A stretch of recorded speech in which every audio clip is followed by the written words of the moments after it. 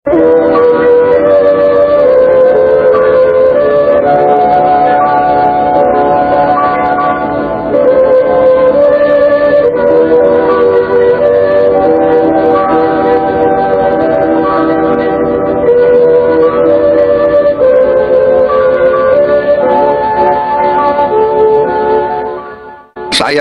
dapat mandat dari rakyat karena dukungan dari Presiden ke-7, dukungan dari Presiden ke-6, dukungan dari Gus Dur dari langit. Bukan aku yang atur loh, saya nggak bisa pilih tanggal kan, bukan kita atur. Ini sudah tondo-tondo. Berarti kita insya Allah akan berhasil membawa kebaikan kepada negara dan bangsa rakyat Indonesia. Insya Allah kita akan bangkit, kita akan hilirisasi, kita akan tingkatkan penghasilan untuk rakyat Indonesia. Kalau kita yang mau bersihkan korupsi, kita tidak gentar, kita tidak takut, kita akan terus membersihkan mereka itu.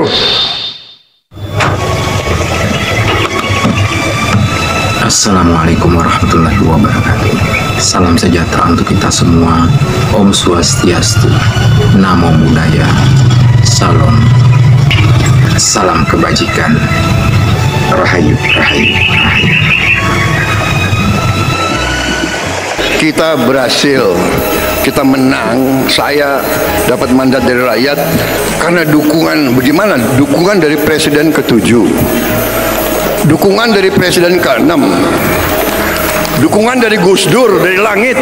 Dan saudara-saudara, kembali lagi angka ya, KPU mengumumkan saya menang pada hari itu. Waktu pengumumannya saya menang 58,58. 5 tambah 8 13, 13 tambah 13 26, 26 8.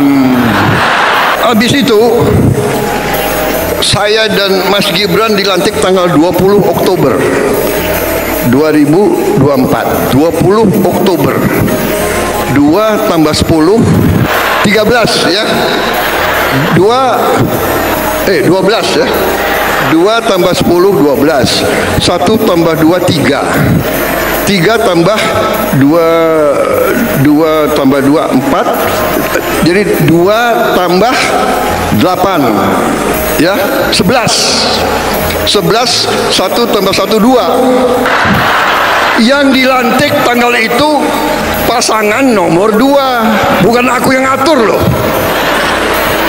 Saya nggak bisa pilih tanggal kan, bukan kita atur. Ini sudah tondo-tondo. Bener lagi, begitu saya masuk rumah dinas saya nomor 8. Bukan saya yang milih rumah dinas, bukan Pak Pratik Menseknek. Jangan-jangan Pak Pratik ya, oh kasih Pak Prabowo nomor 8 aja. Enggak, itu rumah Menhan sebelum saya. Pak Riamizar di situ, Pak Purnomo di situ. Rumah aja nomor 8, bayangkan. Berarti kita insya Allah akan berhasil membawa kebaikan kepada negara dan bangsa rakyat Indonesia.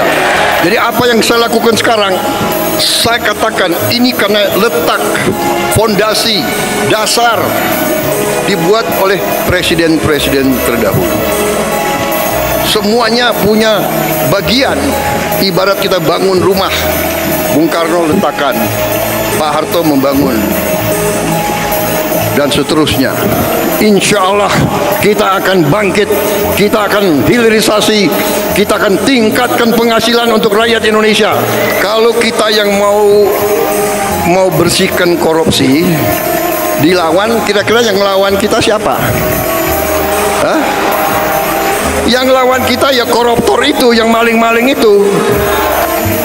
Kita tidak gentar, kita tidak takut, kita akan terus membersihkan mereka itu.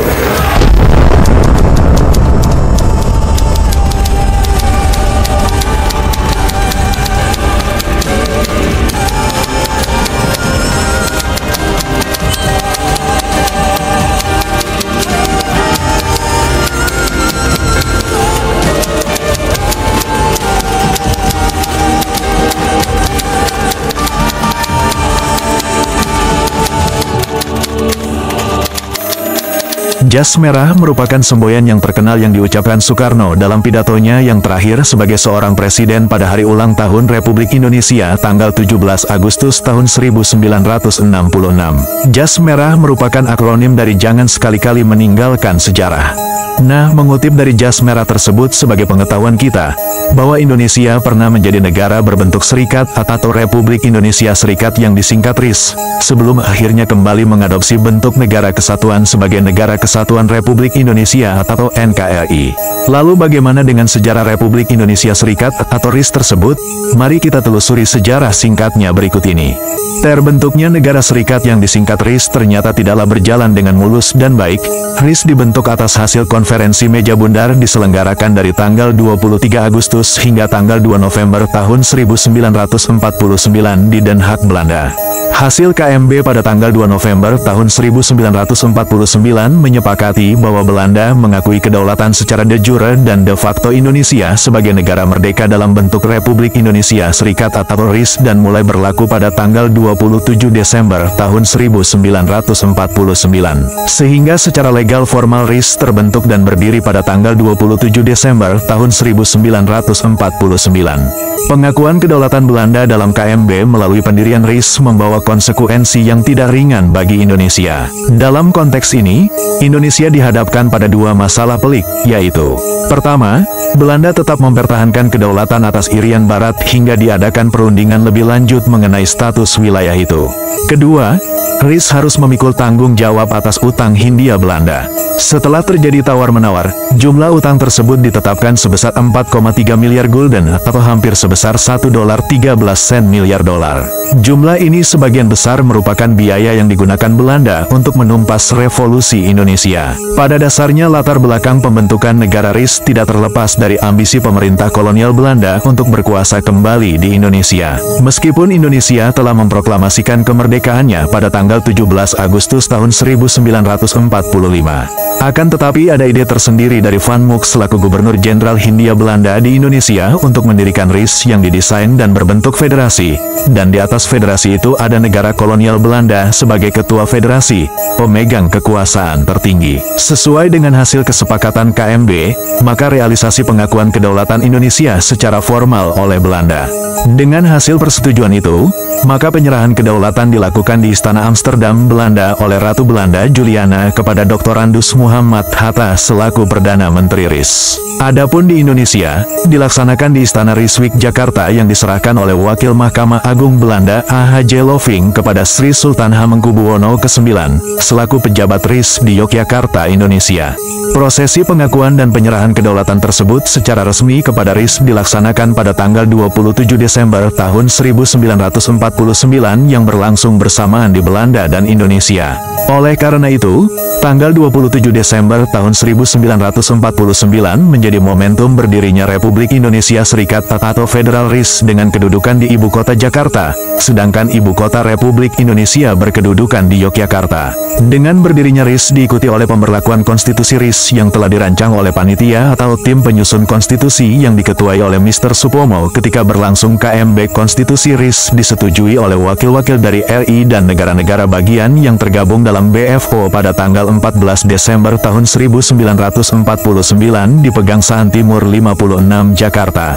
Konstitusi RIS menegaskan bahwa bentuk negara yang disepakati oleh delegasi RI dan Majelis Permusyawaratan Federal atau BFO ketika pelaksanaan KMB adalah federal atau federasi sebagaimana juga dikehendaki oleh Belanda. Adapun bentuk negara tertuang dalam pasal 1 ayat 1 Konstitusi RIS yang berbunyi, Republik Indonesia Serikat yang merdeka dan berdaulat adalah negara hukum yang demokratis dan berbentuk federasi. Dengan berlakunya Konstitusi RIS, maka bentuk negara secara otomatis menjadi federal dengan negara-negara bagian dan atau satuan-satuan kenegaraan serta daerah khusus. Konstitusi RIS juga menegaskan tentang sistem pemerintahan yang dianut, yaitu sistem pemerintahan parlementer. Dalam sistem parlementer, pemerintah sebagai pemegang kekuasaan eksekutif dipimpin oleh Perdana Menteri dengan para menteri yang tergabung dalam Dewan Menteri yang secara sendiri-sendiri maupun bersama-sama bertanggung jawab jawab kepada parlemen atau DPR. Sesuai konstitusi, RIS terdiri dari negara bagian, satuan-satuan kenegaraan dan daerah khusus sebagai berikut. A. Negara bagian yang meliputi negara Indonesia Timur, negara Pasundan, negara Jawa Timur, negara Madura, negara Sumatera Timur, dan Republik Indonesia. B. Satuan-satuan kenegaraan meliputi Jawa Tengah, Bangka, Belitung, Banjar, Riau, Kalimantan Tenggara, Kalimantan Timur, Dayak Besar, dan Kalimantan Barat. Dan C. Daerah Swapraja yang meliputi Kota Waringin, Sabang, dan Padang. Konsekuensi dari pembentukan negara serikat, itu berarti dalam RIS terdapat negara-negara bagian, satuan-satuan kenegaraan dan daerah khusus, memiliki kekuasaan dan pemerintahan secara otonom. Struktur kenegaraan RIS terdiri dari Presiden, Perdana Menteri, Menteri-Menteri dan seterusnya. Secara hierarki ke bawah, adalah Gubernur, Bupati dan sebagainya. Dalam konteks ini, Soekarno ditetapkan menjadi Presiden RIS dan dilantik oleh Mahkamah Agung sebagai kepala negara dan bukan kepala pemerintahan. Sedangkan kepala pemerintahan dijabat oleh Muhammad Hatta selaku Perdana Menteri RIS. Untuk menjalankan kekuasaan eksekutif, dibantu oleh para menteri-menteri yang secara bersama-sama tergabung dalam Dewan Menteri. RIS sebagai negara, selain memiliki lembaga tinggi yang disebut DPR sebagai Badan Perwakilan Rakyat, juga memiliki satu lembaga legislatif lagi, yaitu Senat. Dalam konstitusi RIS, Senat mempunyai kewenangan dalam masalah-masalah yang khusus mengacu pada salah satu wilayah bagian dalam hubungan antara RIS dan atau wilayah negara bagian RIS. Dalam hal ini, Senat RIS beranggotakan 32 orang senator, memegang kekuasaan legislatif bersama-sama dengan parlemen atau DPR. Senat dapat memprakarsai penyusunan undang-undang dan perumusan mengenai masalah undang-undang tersebut. Semua harus disetujui anggota Senat. Undang-undang yang diajukan oleh Senat hanya dapat dibatalkan oleh DPR dalam suatu sidang, dan paling sedikit dihadiri oleh 2/3 anggota DPR. Dalam konferensi Inter-Indonesia di Yogyakarta, telah disepakati mengenai struktur Angkatan Bersenjata Republik Indonesia Serikat atau Federasi, RIS dan resmi terbentuk. Yaitu, A. Angkatan Perang RIS adalah Angkatan Perang Nasional. Dalam hal ini, Presiden RIS merupakan Panglima tertinggi Angkatan Perang RIS. B. Pertahanan negara adalah semata-mata hak pemerintah RIS. Dalam hal ini, negara-negara bagian tidak akan memiliki angkatan perang sendiri. C. Angkatan Perang RIS dibentuk bersama-sama orang Indonesia yang ada dalam Kenil, ML, KM, FIBI dan Teritorial Batalion. Dan D. Pada masa permulaan RIS, Menteri Pertahanan dapat merangkap sebagai Panglima Besar Angkatan Perang RIS. Setelah resmi terbentuknya pemerintahan RIS, pemerintahan Indonesia dan Belanda sepakat kerjasama dalam bidang kebudayaan, termasuk pendidikan. Pemerintahan keduanya akan saling berbagi pengajaran dan pengetahuan untuk saling mendukung kemajuan keduanya. Dalam konteks sosial, pembahasan berfokus pada status pegawai Belanda yang bekerja di Indonesia. Indonesia dan Belanda sedang berunding untuk mencapai kesepakatan mengenai masalah ini. Namun tidak beberapa lama berselang, situasi dan kondisi politik konstitusional RIS berjalan, timbullah persoalan-persoalan baru melalui gangguan stabilitas dalam ranah politik yang mengakibatkan kinerja pemerintahan RIS kurang efektif dalam menjalankan roda pemerintahannya. Sebab terjadi aksi pemberontakan yang dipimpin oleh Westerling, Andi Aziz, Republik Maluku Selatan atau RMS di bawah Sou Mokil, dan pembebasan Irian Barat. Dalam situasi dan kondisi seperti itu, keuangan dan ekonomi RIS mengalami goncangan kemerosotan, dan belum lagi menghadapi beban hutang besar yang dibebankan oleh Konferensi Meja Bundar atau KMB. Namun meskipun negara RIS telah terbentuk, negara-negara bagian masih ingin bergabung dalam satu kesatuan Republik Indonesia, dan ingin memisahkan diri dari negara RIS. Maka terjadilah demonstrasi masyarakat di berbagai negara bagian RIS yang ingin bergabung dengan NKRI. Kemudian pemerintah RIS, dengan persetujuan DPR dan Senat RIS, mengeluarkan Undang-Undang Darurat Nomor 11 Tahun 1950 pada tanggal 8 Maret tahun 1950 untuk mengatur tata cara perubahan susunan kenegaraan RIS. Dengan adanya dan maraknya demonstrasi masyarakat bagian negara RIS tersebut kemudian meminta bergabung dengan NKRI di Yogyakarta. Pada tanggal 5 April 1950, hanya ada 3 negara bagian yang tersisa di RIS, yaitu negara Sumatera Timur, negara Indonesia Timur, dan negara Republik Indonesia. Selaku Presiden RIS, RIS, Soekarno melakukan pendekatan dengan negara Indonesia Timur atau NIT dan negara Sumatera Timur atau NST untuk mengadakan perundingan pada bulan Mei 1950 untuk membentuk kembali NKRI sesuai dengan proklamasi kemerdekaan 1945. Pada 15 Agustus 1950, diadakanlah rapat gabungan antara Parlemen RI RIS di Jakarta, di mana Presiden RIS, Soekarno membacakan piagam terbentuknya NKRI yang disetujui peserta sidang. Selaku Presiden RIS, Soekarno segera berangkat ke Yogyakarta bersama para pemimpin lainnya untuk menerima kembali jabatan Presiden Republik Indonesia yang kedua kalinya. Di mana pada tanggal 27 Desember 1949, selaku Presiden RIS, Soekarno menyerahkan dan melantik Mr. Asaat sebagai Presiden Republik Indonesia yang kedua, menggantikan dirinya yang menjabat sebagai Presiden Federal RIS. Mr. Asaat adalah tokoh politikus yang memiliki peran penting dalam proses awal kemerdekaan Republik Indonesia, sebagai salah satu anggota Badan Penyelidik Usaha Persiapan Kemerdekaan Indonesia, disingkat BPUPKI, yang turut berkontribusi dalam penyusunan naskah pidato Soekarno tentang Pancasila 29 Mei hingga 1 Juni 1945. Selain itu, turut pula terlibat dalam perumusan naskah Proklamasi Kemerdekaan Indonesia pada 17 Agustus 1945. Atas peran dan kontribusi perjuangan Mr. Muhammad Asaat SH di BPUPKI itulah, Soekarno mempercayakan dan melantik Asaat SH sebagai Presiden Republik Indonesia kedua di Yogyakarta 27 Desember 1949. Bangsa yang mencintai kesatuan dan persatuan telah resmi kembali ke dalam kesatuan NKRI yang dinyatakan berdiri pada tanggal 17 Agustus 1950 dengan menggunakan Konstitusi Undang-Undang Dasar Sementara 1950 atau disingkat UUDS 1950. Sejak berlakunya Undang-Undang Dasar Sementara 1950 tersebut, untuk pertama kalinya pemerintah Republik Indonesia menyelenggarakan pemilihan umum melalui Undang-Undang Nomor 7 Tahun 1953 tentang pemilihan anggota konstituante dan anggota DPR sebagaimana diubah dengan Undang-Undang Nomor 18 Tahun 1953 tentang menyelenggarakan Undang-Undang Pemilu, dan Peraturan Pemerintah Nomor 47 Tahun 1954 tentang tata cara pencalonan keanggotaan DPR atau anggota konstituante. Namun, semenjak terpilihnya anggota konstituante atau DPR melalui pemilihan umum tahun 1955 tersebut tidak berjalan lama, karena dibubarkan oleh Presiden Soekarno melalui Dekret Presiden tanggal 5 Juli tahun 1959 dan sekaligus mencabut dan menyatakan Undang-Undang Dasar Sementara 1950 tidak berlaku, dan kembali pada Undang-Undang Dasar 1945 yang disahkan pada tanggal 18 Agustus 1945. Berdasarkan Pasal 9 Undang-Undang Dasar 1945 yang berbunyi, bahwa sebelum memangku jabatannya, Presiden dan Wakil Presiden bersumpah menurut agama, atau berjanji dengan sungguh-sungguh di hadapan Majelis Permusyawaratan Rakyat atau Dewan Perwakilan Rakyat.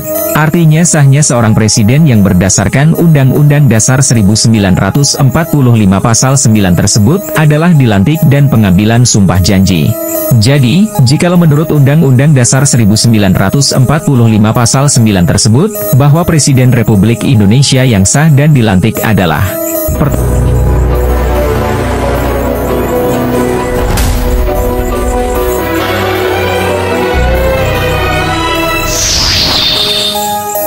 Pertama, Soekarno, Presiden ke-1 Republik Indonesia masa bakti Agustus 1945 sampai dengan Desember 1949. Kedua, Asaat SH, Presiden kedua Republik Indonesia masa bakti Desember 1949 sampai dengan Agustus 1950.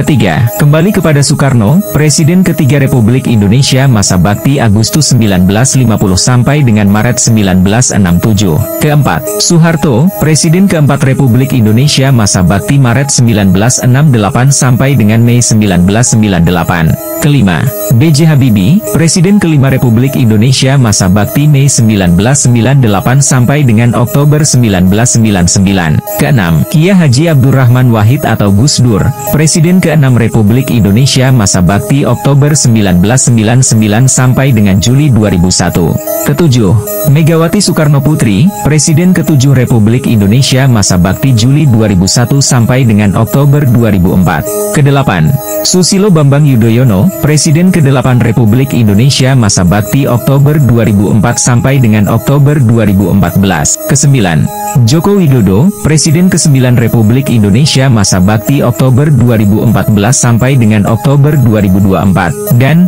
ke-10, Prabowo Subianto, Presiden ke-10 Republik Indonesia masa bakti Oktober 2024. Nah, selain itu, ada pula tokoh yang ditunjuk Presiden sebagai pelaksana tugas Presiden melalui instruksi Presiden atau Inpres, atau mandat Presiden, yaitu Mr. Syafruddin Prawiranegara yang merupakan tokoh penting dalam sejarah pergerakan perjuangan kemerdekaan Indonesia.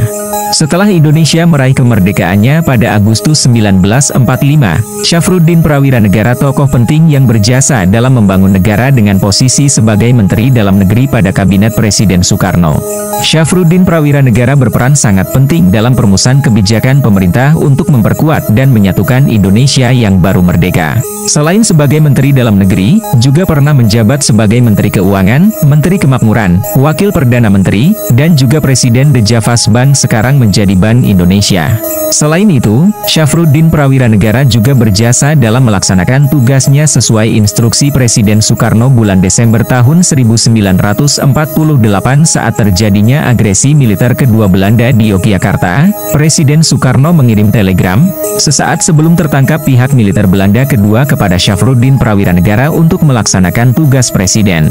Atas instruksi Presiden atau Inpres Soekarno tersebut, Syafruddin Prawiranegara ditugaskan sebagai ketua untuk melaksanakan pemerintahan darurat Republik Indonesia disingkat PDRI sekaligus menjamin kelangsungan hidup Republik Indonesia dan memenuhi tuntutan hukum internasional serta melanjutkan gerakan perjuangan melalui PDRI. Selain Ketua PDRI, Syafruddin Prawiranegara juga merangkap Menteri Pertahanan, Menteri Penerangan, dan Menteri Luar Negeri ad interim. Dan perlu kita ketahui, bahwa PDRI sendiri adalah Kabinet Angkatan Perang yang mempertahankan kedaulatan kemerdekaan Republik Indonesia. Menengok sejarah singkat tersebut di atas, maka kita perlu belajar lagi tentang bunyi jas merah. Jangan sekali-sekali meninggalkan atau melupakan sejarah, karena sejarah ada berdasarkan perjalanan panjang penuh perjuangan keras untuk mencapainya. Selanjutnya, Bapak Presiden Prabowo Subianto merupakan orang yang ke-9 sebagai Presiden ke-10 Republik Indonesia yang dilantik tanggal 20 Oktober tahun 2024 yang lalu. Tokoh pamungkas orang ke-9 sebagai Presiden ke-10 Republik Indonesia, inilah yang menjadi kunci penerus perjuangan Republik Indonesia menuju jembatan emas kemerdekaan Republik Indonesia seutuhnya, untuk memakmurkan rakyat di bawah naungan Persatuan Nusantara, menjadi mercusuar dunia. Nah, angka 9 adalah angka tertinggi secara susunan hierarki abjad angka. Sedangkan angka 10 adalah angka transisi kembali ke 1 atau ke titik 0. Angka 0 merupakan titik awal kembali ke 1. Lalu bagaimana dengan angka 08 sebagai sandi Bapak Prabowo Subianto di Angkatan Perang Tentara Nasional Indonesia dari pasukan khusus? Angka 0 dan angka 8 adalah sama, namun tidak serupa. Persamaannya adalah angka yang tidak berujung alias angka berputar yang selalu mengulang ke titik awal. Artinya, angka 0 dan angka 8 adalah sandi alam semesta, yang berawal tanpa berakhir, selalu mengulang seperti roda atau cakra yang berputar. Jadi, berdasarkan sejarah Presiden Republik Indonesia yang sah secara hukum, Pasal 9 Undang-Undang Dasar 1945, adalah pengambilan sumpah janji sebelum dilantik menjabat Presiden. Berkaitan dengan sumpah janji tersebut, Bapak Prabowo Subianto merupakan orang yang ke-9, dilantik sebagai Presiden Republik Indonesia yang ke-10. Angka 9 itulah angka tertinggi setelah 8, akan kembali ke titik 0 menuju 1 sebagai awal permulaan yang tidak berakhir. Demikian penjelasan singkat saya Umar Hamzah sebagai pewarta. Terima kasih. Wabillahi taufik walhidayah. Wassalamualaikum warahmatullahi wabarakatuh. Salam sejahtera untuk kita semua. Om Swastiastu, Namo Buddhaya, Shalom, Rahayu, Rahayu, Rahayu.